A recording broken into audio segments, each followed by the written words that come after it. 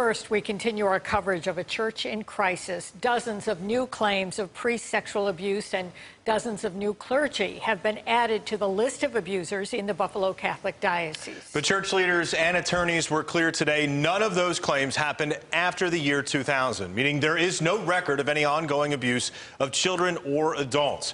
Today's comments by Bishop Richard Malone come in response to a bombshell report by 60 Minutes and two more priests put on leave over the weekend. They also follow the bishop's meeting with clergy earlier this afternoon, during which he committed to staying on as the leader of Western New York's Catholics. The diocese added 36 names to an existing list of 42 priests accused of sexual abuse.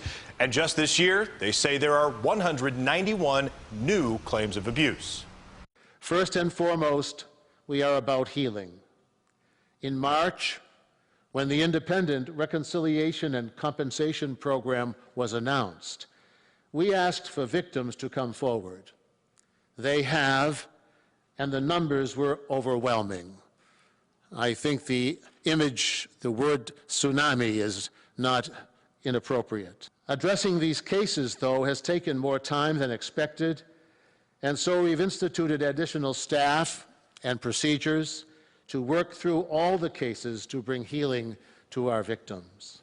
Malone repeated throughout the nearly two-hour news conference that he's committed to doing the work of investigating these abuse claims in a stronger, more transparent way. He did admit that two priests called for his resignation during this afternoon's meeting. His response, quote, "I told them no." Now, Malone talked often throughout the afternoon about the feedback that he's heard from parishioners. And our Chris Horvitz watched this news conference with a survivor of clergy sexual abuse. He has his reaction tonight. Chris.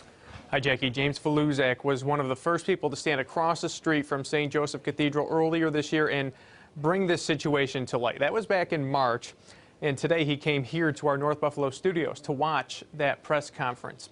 Faluszczak told me at times that lengthy press conference felt like information overload and adversarial. He's frustrated he didn't learn anything new about people like Father Art Smith, who was placed on leave earlier this year after being accused of misconduct.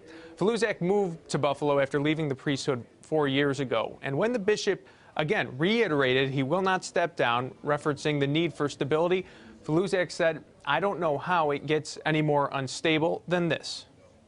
What are they throwing at us? What are the people in the pew going to get out of this? Is this an event for the press? Or is this for the people in the pew? Because I honestly cannot tell what they're trying to accomplish. Meanwhile, Mitchell Garabedian, a lawyer who represents Siobhan O'Connor, the whistleblower in this scandal, released a statement a short time ago. He said the press conference was nothing more than another layer to the cover-up. He called on the diocese to release all names of credibly accused pedophiles in the church. Chris Horvitz, News 4.